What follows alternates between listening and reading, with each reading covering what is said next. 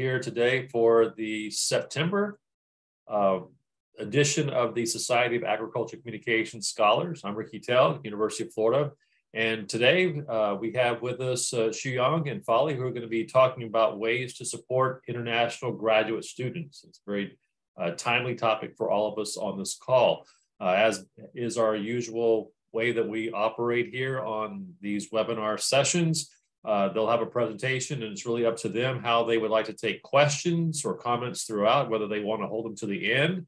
So I ask that you kind of listen to see what their how they would like to do that is, and then afterward, we usually have some time at the very end of the webinar for updates and changes and announcements and whatever else that we would like to share with all the rest of us on the call here. So with that, I'm going to turn it over to the two of them for this discussion today on graduate students. Thank you, Dr. Telg. Good afternoon, everybody. It's so great to see all of you. So Fali and I started a couple of years ago when we started to be the faculty members and start to advising students, including international students. And we thought it will be a good topic to explore because many international students came to the US because of the US is served as the model of agriculture in so many areas. And there are many students came here for ag extension, communication, leadership, or education that covers our broad field. And Fali and I wanted to explore the experiences of these international students and really identify ways to support their journey in the US. And for this project, we used both survey and interviews. We're not going in depth about our methods, but we interviewed and did survey with the current international students and those who graduated after 2016. And as a subjectivity statement, I'll start with my experience. I came to the US in 2010 with my master's to pursue my master's degree in journalism and communication at Iowa State University. And then I continued to stay in the US and obtained my doctorate degree in the University of Florida. And for this research, I interviewed all of the Chinese or Chinese-speaking international students and 2 African students and 1 Latino students. And I interviewed the Chinese students, Chinese-speaking students in the language of Chinese so that they are able to express themselves in the language that they feel most comfortable. And I'll switch to Bali. All right. I was laughing because this is the first time that I learned that Sharon came here in 2010, which is a coincidence because I also came here in 2010 and I came for my master's at Purdue University, and that was a master's in agricultural communication. And like Shuyang, I went back to Malawi after my master's and then came back for my PhD. So as part of my reflexivity statement, when I was going through the PhD program, I kind of like had my own experiences as well that made me like feel prompted to say, oh, okay, now that I'm a faculty, how do I support the international students that are in the same place that I was years ago? So then we collaborated with Shuyang and started working on this project. So we are saying this so that you have an appreciation of where we're coming from in terms of our positionality in this research. So we do understand that we have an interest in this because we have experienced some of the issues. And we also want to say that maybe alongside the findings, we may be able to share our experiences as well, because there are so many places that we could collaborate with what the students were sharing. So like Shuyang said, she interviewed the Chinese students, but I interviewed most of the African students, I should say. So it was in English for the African students because we have different languages. So there was no way I would have interviewed them in their languages. So I did interview them in English. Dr. Tarek mentioned about how we want to proceed. I just wanted to let you know that you are free to ask a question at any time. If you want to put it in the chat box or just ask a question, interrupt us at any point in time. We want to engage in a discussion because we know that some of the topics that we'll be discussing may prompt conversations, and we want you to talk about them. We're not worried about completing the whole presentation if you don't complete, but then we're able to have meaningful discussions. That would be the best thing for us to do. So at any point you have a question or a comment, please feel free and ask us. So with that, I'll start by giving the outline for the presentation. So first of all, we'll just talk a little bit about the importance of us focusing on international graduate students. And then we'll talk about the perceptions that they have about their classroom experiences, their course materials, how they interact with their peers, and then their perceptions of mentorship and support.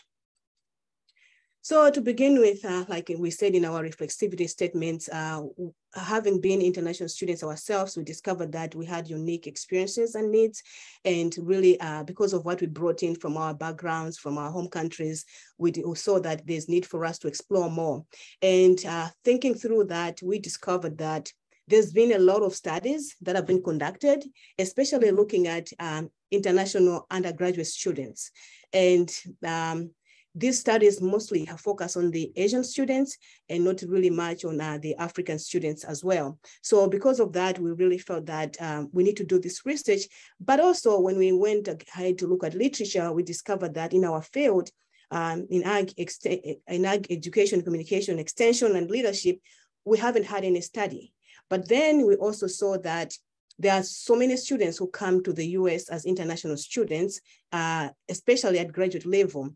And most of the minority students in our programs, mostly from our experience, like being in the US, going through the programs as graduate students, we saw that the majority of the minority students were international students. Mm-hmm. So we kind of felt like there's a gap. We have a lot of these students here that are constituting the majority, but then there's no research that has been done trying to explore their experience. So just a brief background of some research that has been done on international students. There's a study that was done in 2013 where faculty were asked to give their perceptions about the experiences that they had as advisors of international students. And some of the things that the faculty talked about was about the language barrier and the difficulties in understanding some of the US education systems. And the main thing that came up was about their failure to understand the issues to do with plagiarism. Most of them did not know what it means when we talk about plagiarism. So because of that, we felt like, okay, from our experiences, we've seen all these things, like we felt like it's really good for us to talk about this. So even though that study focused on graduate students and looking at the professors' perspectives, we feel like, okay, it's important for us to know the advisor support, and having most of the faculty in advising position or even instructing position is worthy for us to talk about the experiences of international students so that all of us can know and we can develop some insights on how best we can support these students.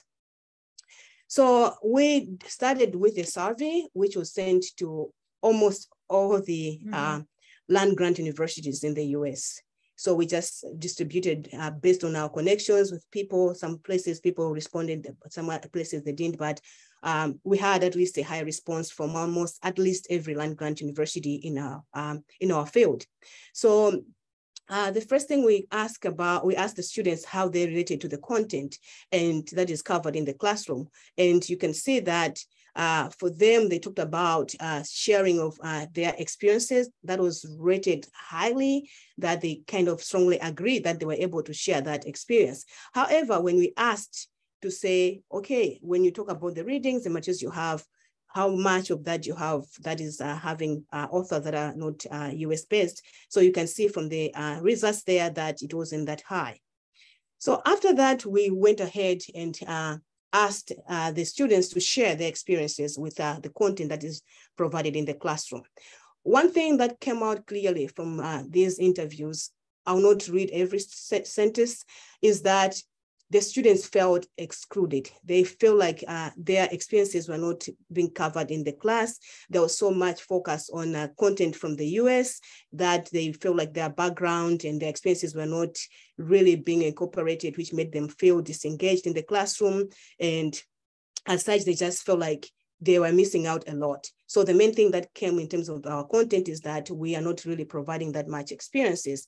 So after having gotten that information, because these were interviews, we went ahead to ask, because we just didn't want to come here and share with you what was going on wrong. We did ask to say, okay, how would it look like for you to feel like you're being included in this courses on the content that you're accessing. So one of the things that came in was really about trying to incorporate even the courses that feel like maybe they are focusing on the US. So the example that came out was really talking about the agriculture communication and leadership courses where there's so much focus on the US. And for the students, it's like, okay, we are coming from our countries where we also have leadership and agriculture communication issues that are going on. So maybe if they are able to incorporate them, and even when you're talking about the theories, trying to add more like context from different places rather than just focusing on the US.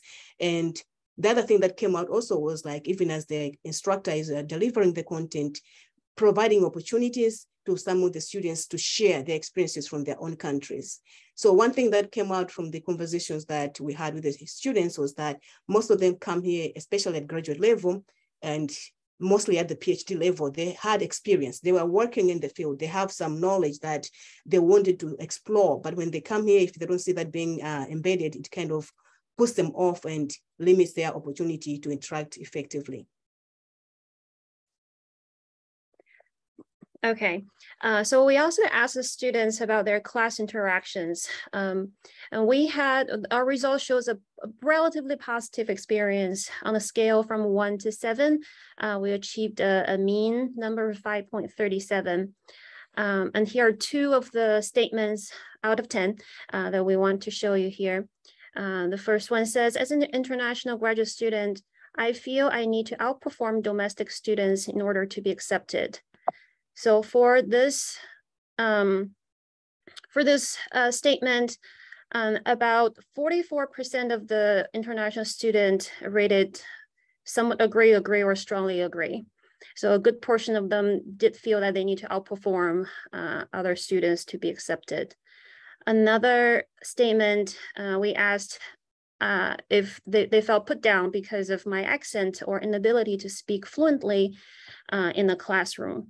For this, we have about 73% of the respondents said they disagree with this statement, which is great. But still about 28% of the students couldn't say they disagree with this statement. And then in our interviews, we asked them about their detailed stories about their classroom experience. One of the major themes is that they felt ignored.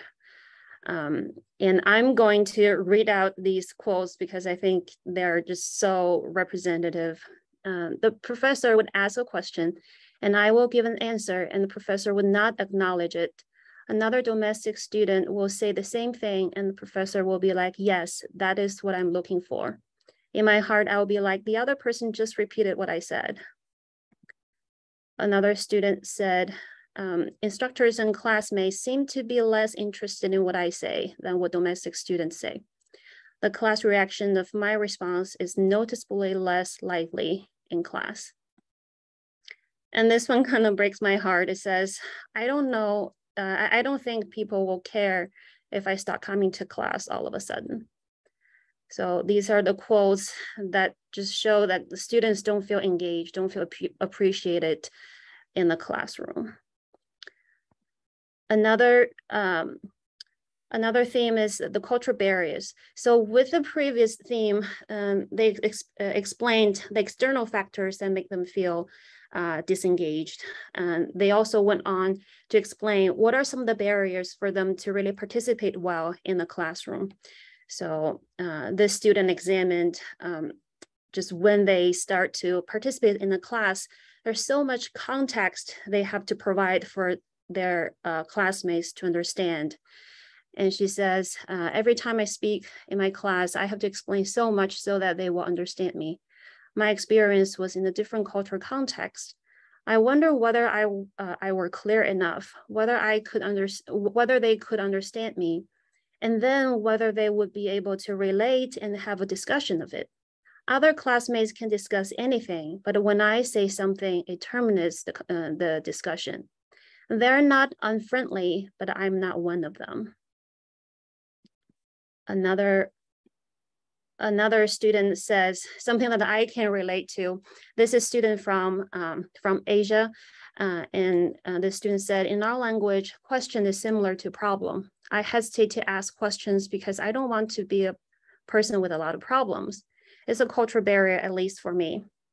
And for this one, I'm not saying that the students is right or certain thoughts is correct, but it is a reality in certain cultural background.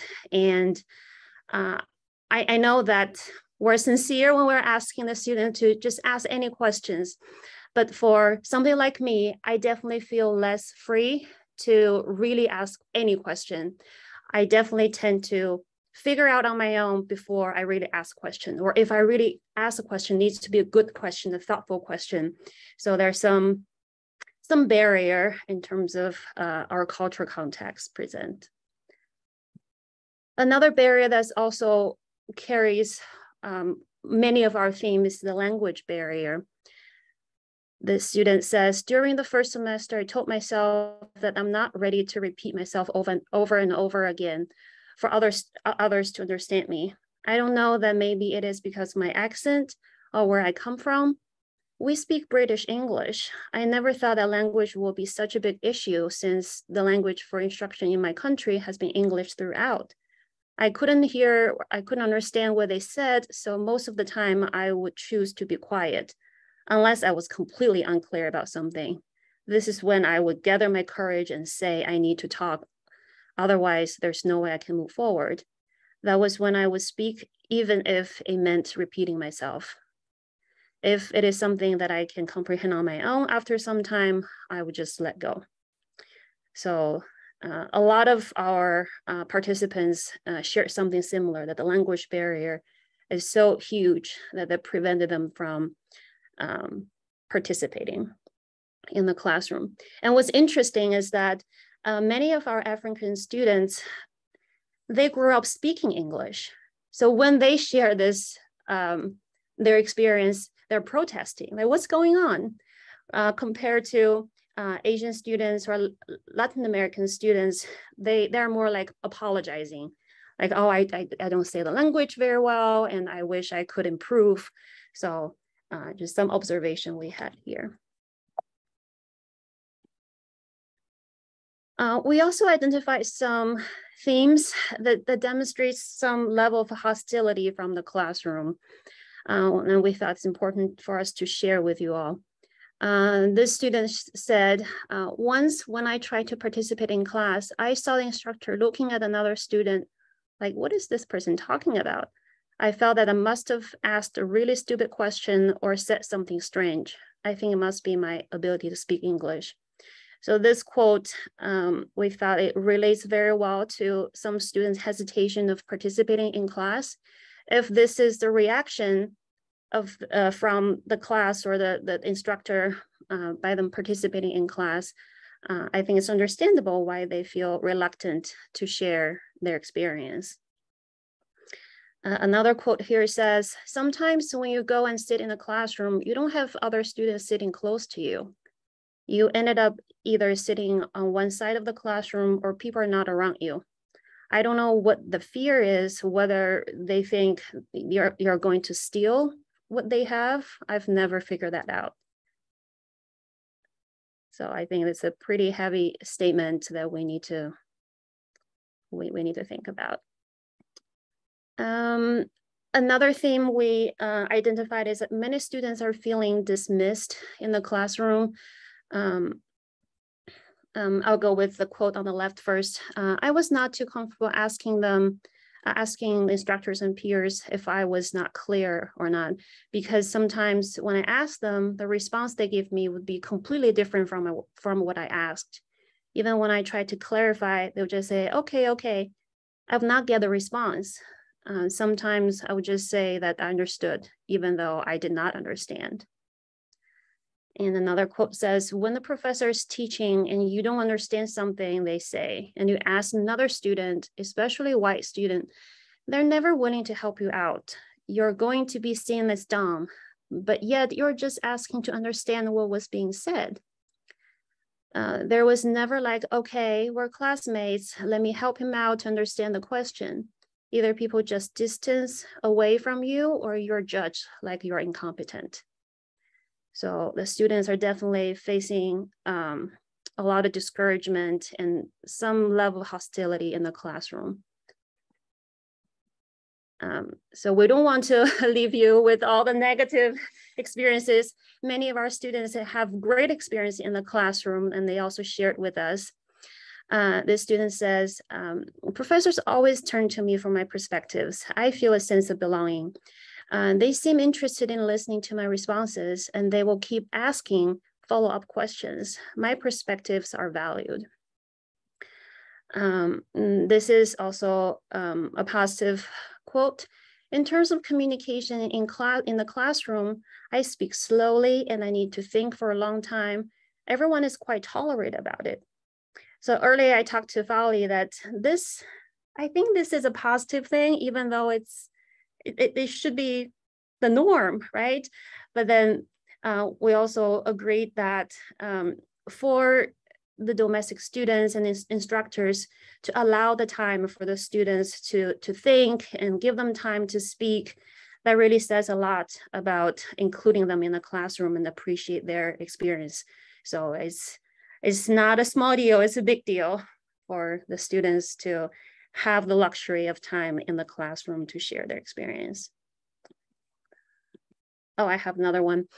The student says, there was a class where one of my instructors had to tell me, like, I'm coming into the department as an international student with a lot of experiences which they do not have, and that they want to hear from me. That was an encouragement for me to push and search for such information and share it with the class. I really appreciated that opportunity, and I was happy that I was given the chance to express myself. So definitely invite our students to share their background, their stories. Not only enriches the classroom, but make our students feel that they're an important part of the education. Okay, so we have talked a lot. I think we need to hear from you. Any questions, comments before we proceed to the next part? Because the first part, we're just talking about the students' perceptions of the content that is covered in class and then their actual experiences in the classroom. The next one is not about the classroom, so I'd love to take a break and just hear from you, like if you have any questions or any comments based on what we have shared.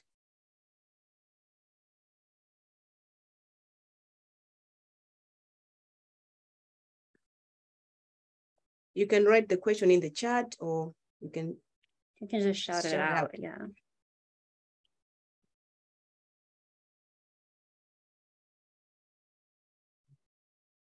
Any surprises, anything that you kind of like were able to relate to?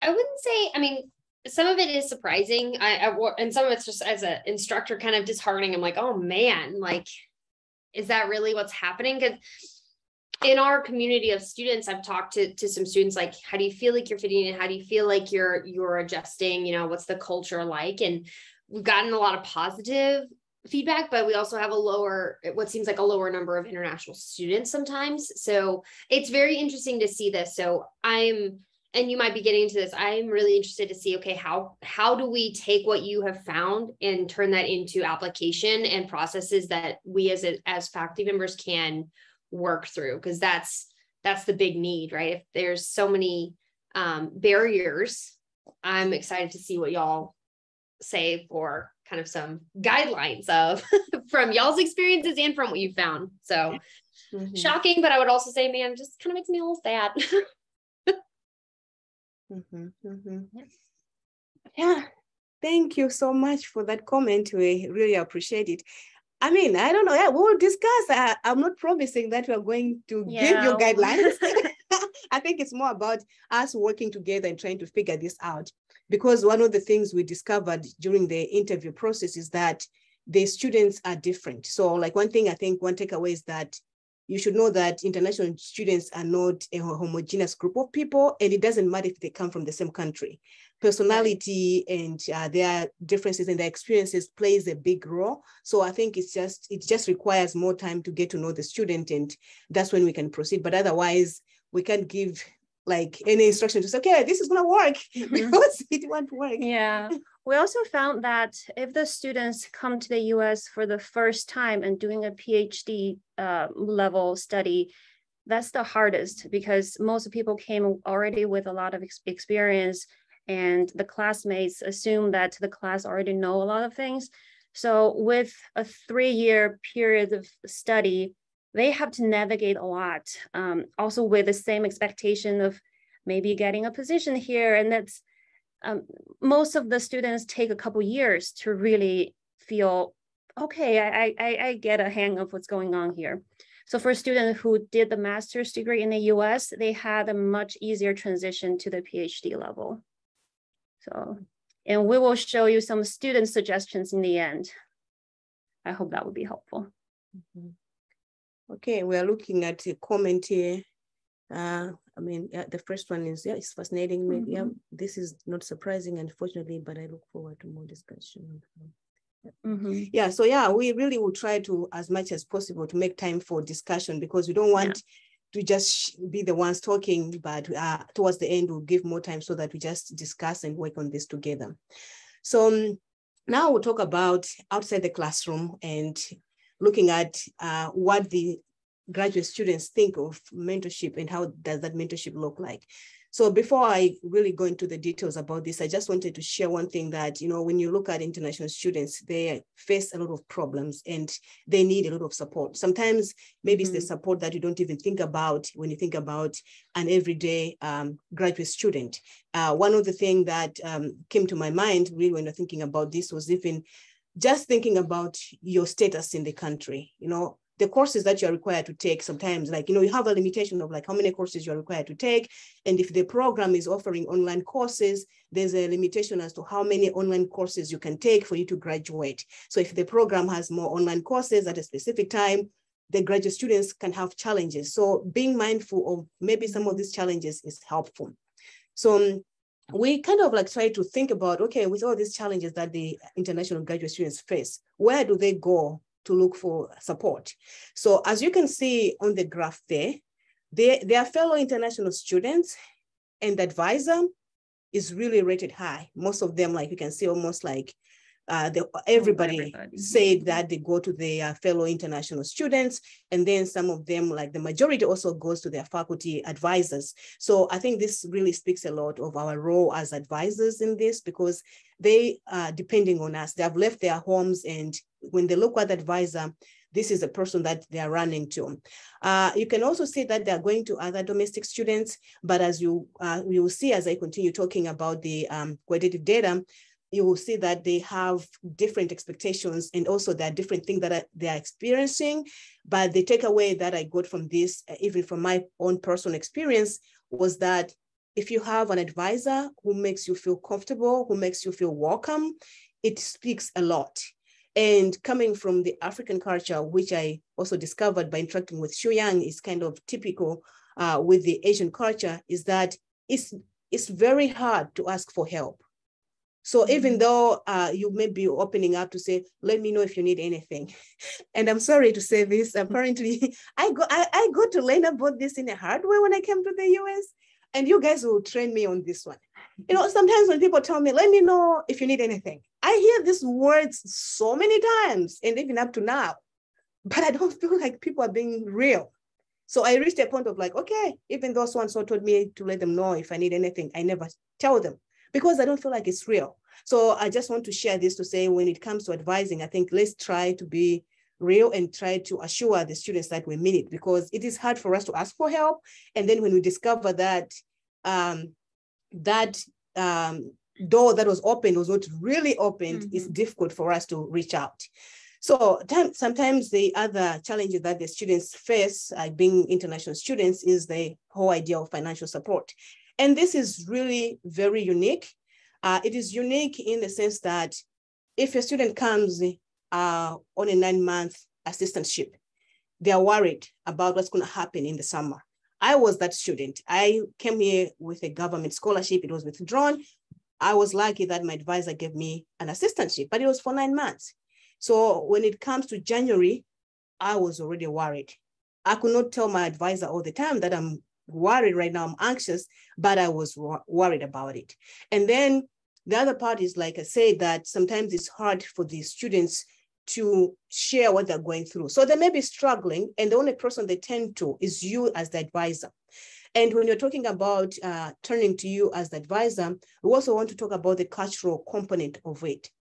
So what we noted from the Asian and the African cultures, we're not speaking so much about the Latino experience because we don't have that lived experience, but we'll speak more about the Asian and the African cultures, is that when you have your somebody working with you, you respect that person so much and you go to that person for help.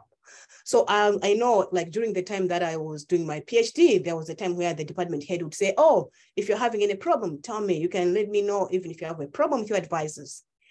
I mean, I had some domestic students who are my friends that would go to the department head and complain if the advisor is not treating them right, if there's a problem with the supervisor. But for most of my colleagues that were either Asian or African students, it doesn't matter what's going on. You are scared to say, if I go tell the department head, maybe they're going to talk to the advisor, things will be hard for me. They'll end up withdrawing me from this. And then it's a lot of things going on. So what I'm trying to say is that in actual sense, they do not go to seek for another help if the advisor hasn't helped them, which is evidenced in one of the course to say, if the advisor is not responsive, that's it. So as an advisor, you have a great role to play, because otherwise they'll not go to anybody else to seek for help. Even if though you have opened the door, it's not that easy. There are cultural barriers that are still there. The whole idea of like trying to respect people in authority. You don't want to appear to be somebody who's complaining. So we just have to be mindful about those areas. And then when you also think about the needs of these students and what types of support they're looking for, this is so diverse. And it really requires you as the advisor or faculty to go beyond what you do for any other student. So I'll give an example of one of the stories that one of the students shared with me, and that was during COVID-19. When COVID-19 happened, you know how there was the immigration policy and the issue about requirements for you to be in status as an international student. Mm-hmm. So there was a declaration that, okay, if you're not meeting the requirements for in-person classes, then you're not going to classes physically, leave the country. You know, there were students who were traumatized by that. But the whole process for them to know, where do I go to seek for help? Because they now feel like, I'm alone. I don't know where to go. And with that, there comes now the idea of like, when they're looking for instructors or advisors to work with them, how do they choose that? Because the international students are not just looking for somebody who looks like them. You know, contrary to popular belief, people feel like, oh, because somebody is Black and I'm African, they would want to work with me. As you can see from one of the quotes, this person said if they were given a choice, they would never pick an African faculty to work with them. Why was that the reason? For them, they said, because this African faculty is also a stranger in this country. They don't belong to this country. They're a foreigner. They don't have access to the resources that the other domestic white professor is going to have. So for them, they're looking beyond what they're going to get just being supported. It's more than just the support in the classroom. They want to know when I'm done, is this person well connected to help me get a job? Because the other thing to do with that is that normally when a student comes here on a J1 or F1 visa, when they're done, they're given a specific time period before they leave the country. So for them, they want to have somebody that's going to assure them that by the time that they're finishing working with them, they will get the job so that they still maintain the status if they're in the country. And then when you're thinking about, okay, who do they turn to for support? Remember on the survey, we saw that they're going mostly to their international students to seek for support. But as you can see, they're not going to seek the support that they'll need in every area, because there's some of the things that even their fellow international students do not know. But they're going to these students because they feel like they understand each other, because they feel like they are coming from the same background. And this example that I have on the screen was coming from somebody who interacted with another person from an African background. However, I also had other students who shared experiences that for them, as long as it's another international student, that was okay. And I could relate with that. I felt that sometime when I was going through my PhD program, as long as it was another person from another place, I would just feel like, okay, we're in this together. So that support was kind of like coming from that place, but that doesn't mean that it is addressing all my needs. It is just meeting my needs of just like, I need just to go through this. There's another person who's going through the problem just like I'm going through it. And as long as we're together, we can do it. And then when you think about even the challenges now in terms of the specific ones, now the main thing that came up, and I can also relate to this as an international graduate student in the country, was about opportunities to have international graduate students serve as teaching assistants or instructors. I remember when I was looking for a job, every job that I was trying to apply for, I was asked if I had never instructed a class. I had served as a TA, but I had never instructed a class.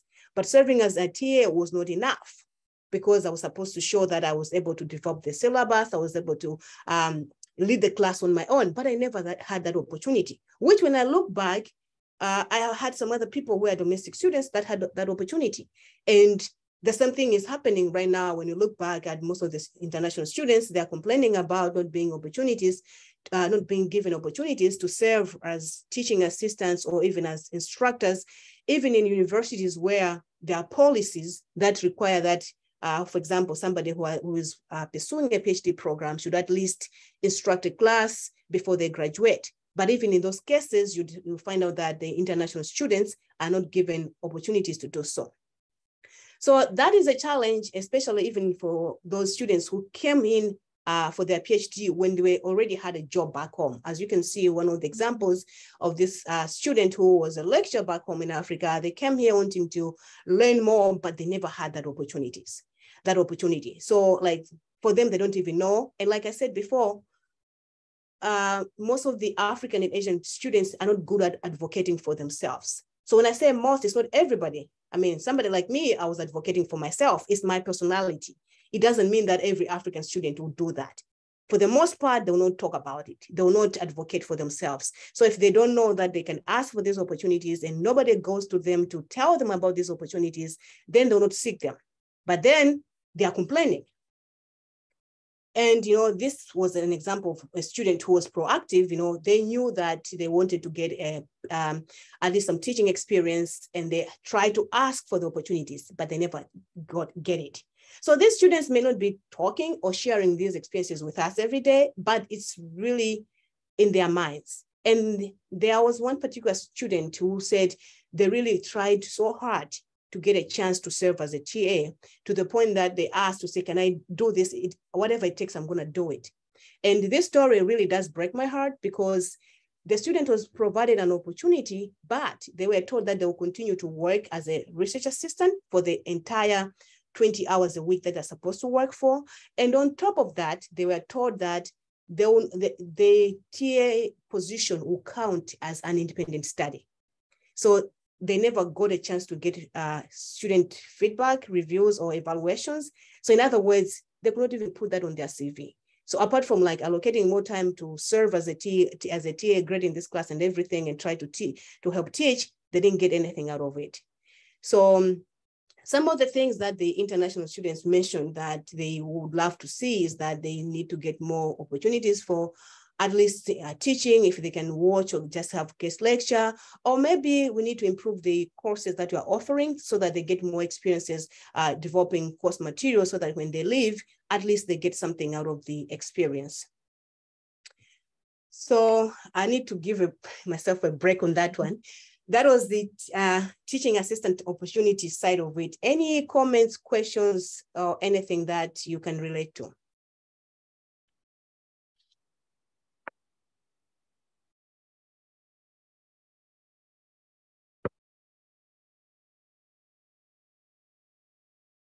Is it too depressing? When people stop talking, you get scared. Is it too depressing? I was depressed when I was having these interviews, so I don't want to share the depression with you guys.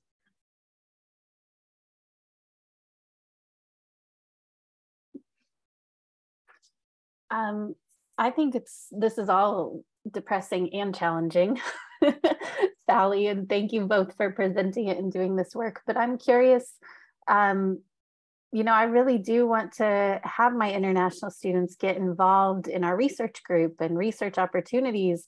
But to be honest, some of them are just trying to survive, and they're trying to work other jobs to make additional money or things like that. And so what advice, or maybe not advice, but just maybe discussion on what are ways that we can still support them to have some research opportunity, so that they do have some poster presentations, or so that they do have participation in a manuscript in a way that still supports all of the things that they have going on, right? I feel like there's a lot of time demands on our international students just to be here, just to live, and just to survive, let alone all of these nice things we'd like to see them have when it comes to teaching and research.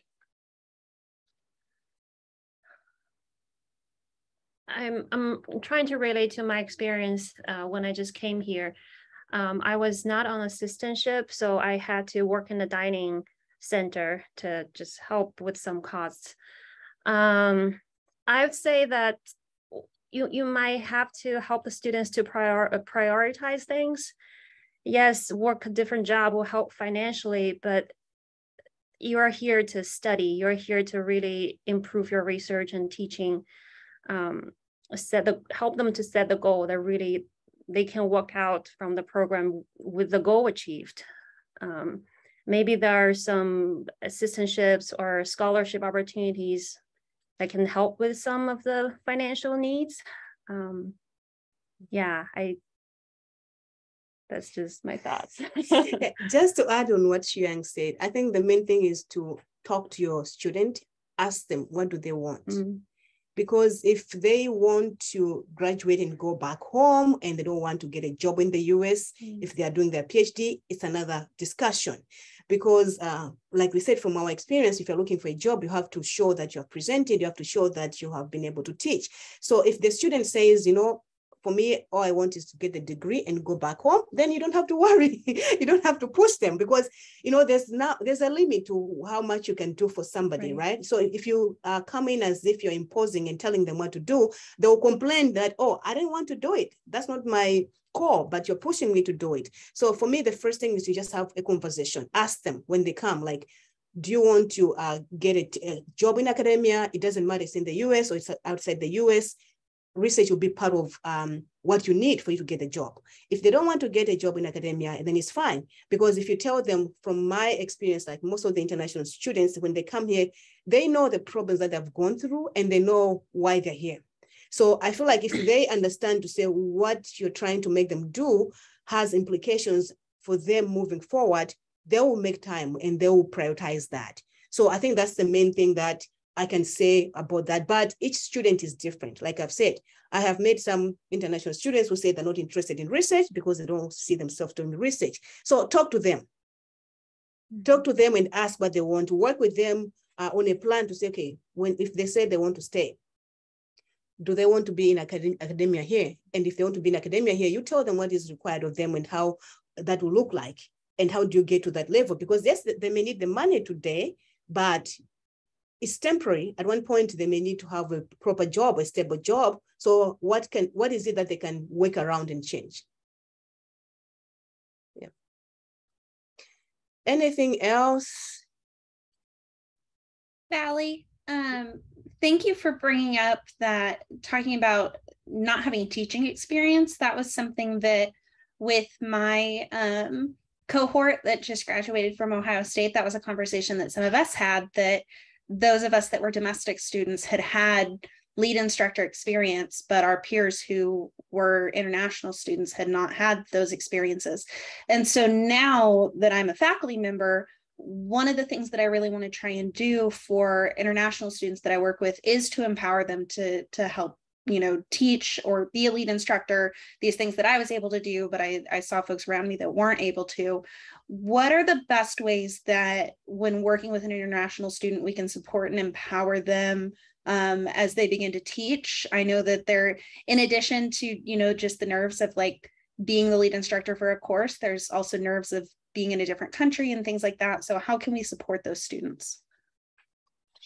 Yeah, okay. I was just sharing with Fali that if Dr. Talk didn't push me to lead half of his class, I I don't think I will get this job. And I was so nervous and so panicked when I realized, oh, I think I said something wrong. And then Dr. Tell could tell that my face changed, and then I just froze. And he paused the class and said, okay, let's take 5 minutes break. And then just reassure that you're okay, you're not committing a crime. You don't have to think about the consequences. Don't get yourself in that kind of mindset.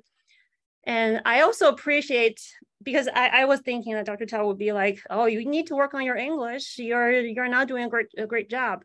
But he didn't say anything like that, probably because he knew it wouldn't improve in a few weeks or something.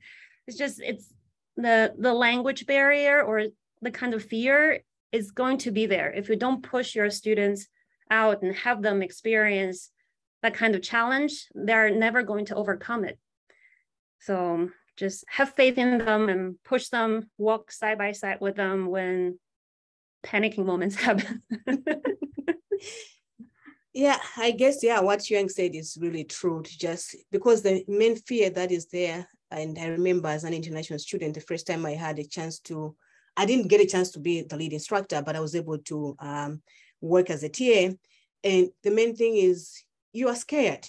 Mm-hmm. That fear is there. You know, some of us, like, people look at me, it's like, are you sure you're scared? Like, yes, I'm trying to put myself together, but I'm scared. So the first thing is to, like she said, support the student before the class. Even when they make a mistake, try to tell them to say, you know what, all of us make mistakes, which sometimes we get too hard on ourselves. Remember the cultural background where we're coming from. It's like, mm-hmm. you already feel that inferiority complex. And when you get here, it's like everything really looks to be a mess. So walking through them in the process, if you maybe they're comfortable with it. And like I said, the key thing is discuss with that student, because as you have seen from the interviews, some of them are coming from a place where they're already doing that job. So if they're already doing that job, then ask them, okay, were you doing this before? What were some of the challenges? Work with them where they are, because not all of us have the same experience. For me, I had never taught before, so it's different. So what the support I needed would be different from somebody who already has a clear idea of like, okay, when I was teaching, these were my problems. I didn't even know what my problem was going to be. So yeah, the key is to just communicate with the student, ask them and support them, especially building their self-esteem.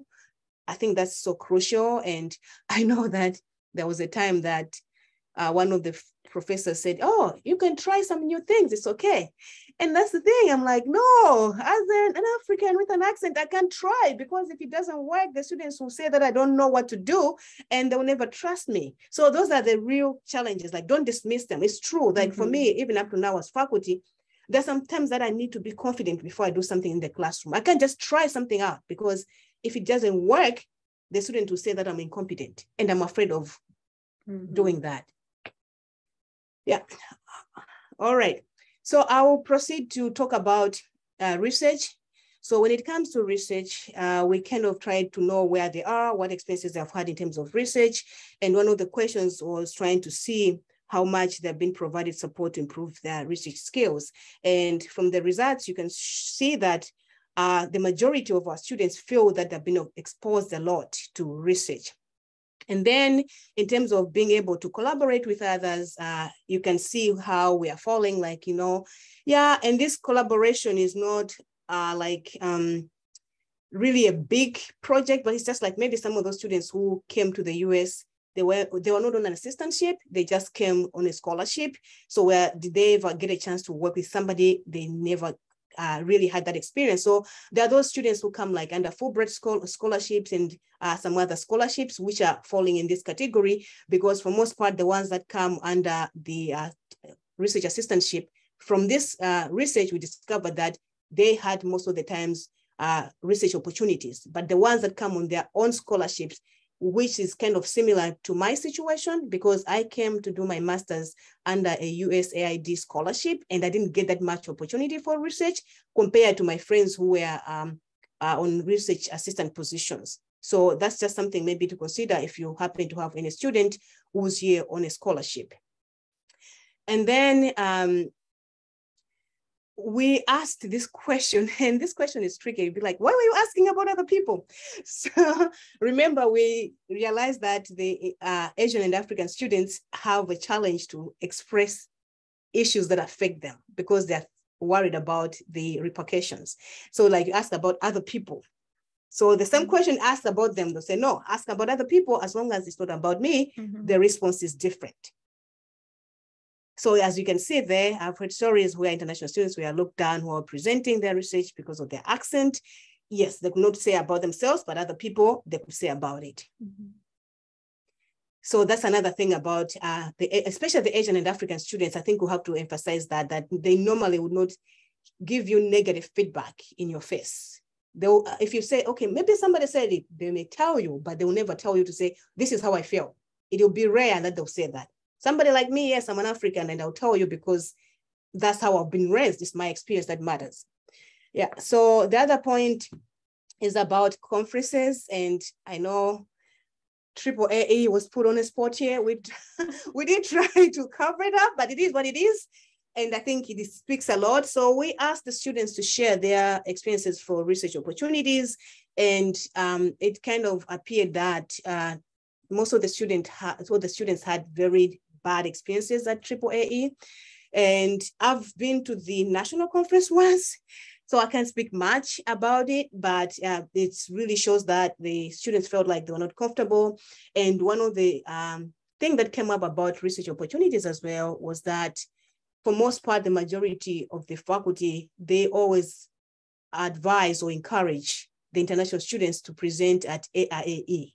So AAE, SACS, NACS, and other places, like they're not encouraged, but always is the Association for International Agriculture Extension Education Conference where they go to. And the students did really complain about that because they felt that these other conferences, they are the place where they can get the job if they want to work in the US, but they're never given that opportunity to go and attend the conferences that are not international focused. So as you can see on this slide, they spoke highly in terms of like their skills in research. To be honest, almost all the international students indicated, like the ones that indicated that they were on research assistantship, they felt that they were fully equipped and they could go and do research anywhere. So in terms of research, we're doing a great job.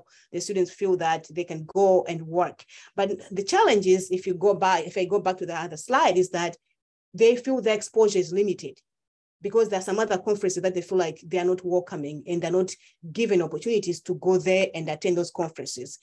On the other hand, having an advisor who is giving them the opportunity to explore research topics that they want to explore, take lead in those research, is really something that they appreciated a lot, and they felt like they want to do more, and like they would want to advance more, and they were having a good time doing that.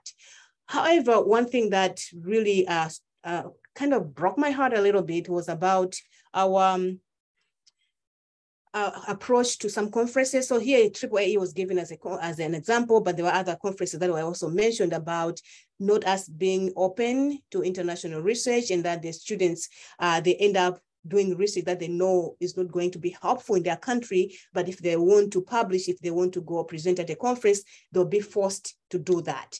So that's another area that we have to focus on and try to think of better ways of supporting our students. So with that, I'll leave you to ask questions if you have comments, and then we'll proceed. Yeah, we have like 6 minutes left. I know Dr. Talg have had some announcements.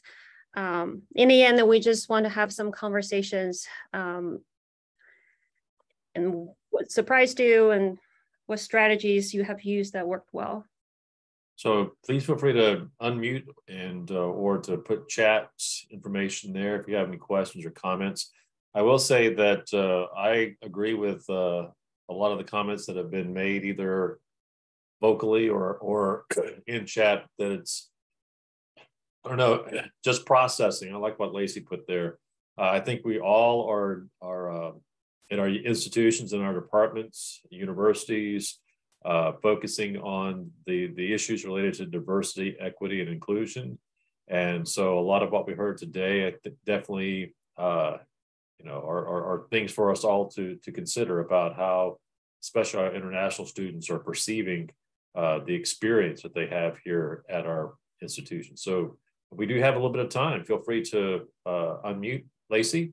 Yes. So ladies, wonderful job. Sorry, my camera's still off because I'm eating lunch. But I will say y'all did a great job, and you've honestly given me a lot of things to think about, but I wanted to tell you, I don't really have a lot of questions right now because I'm kind of processing, but I will say y'all have given me a lot of things to think about to ask the right questions of our international students, because sometimes I feel like I don't know, like I want to ask and I want to help, but I don't know how to bring that up or how to address that appropriately. So you've given a lot of points of kind of a starting position of where I can come in and say, oh, well, here's been a conversation.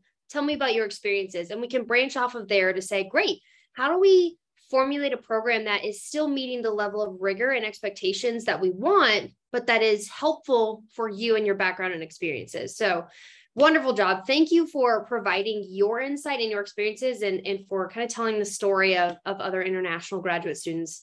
I greatly appreciate it. And I think you did a fantastic job. So hopefully in the future, I'll have better questions to ask of my specific students. Yeah. Good point. Great point. Anyone else? We have time for maybe one or two questions. Jamie? I just had one thing. I think it would be really helpful to have information like handouts, websites, training, something to help faculty understand the different policies related to international students. For instance, I did not understand different visa types until this year, and then even had to kind of go looking for some of that stuff on my own. And I know our international centers at our different institutions provide some of that stuff, but as a discipline, it might be nice for us to be able to have a shared place where some of that policy stuff is located, because I just honestly feel pretty ignorant about it sometimes and want to be helpful, but I don't know where to start looking. So just a comment. Good point. Yeah. Thank you for that. That's a great point. I think, we can see, maybe try if you can put some other things together as a starting point. Student visa issues. Yeah. I'll just have the last slide here. These are from students. It's not their quote, but it's their suggestions about what we could do. I think that might be a helpful thing for us to review.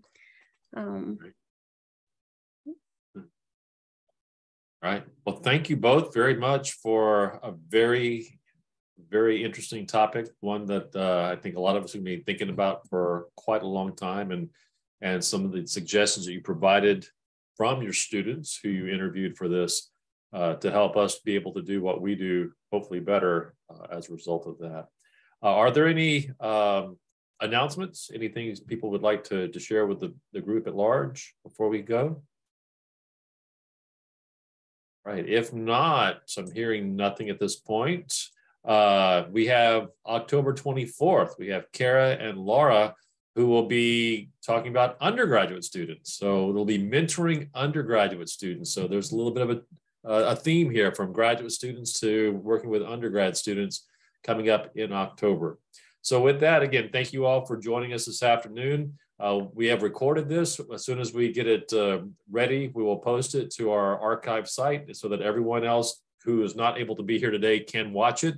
And I definitely would encourage us all who participated today to encourage our colleagues to watch the video and to hear what Fally and Chuyang has provided to us today. With that, see you all next month.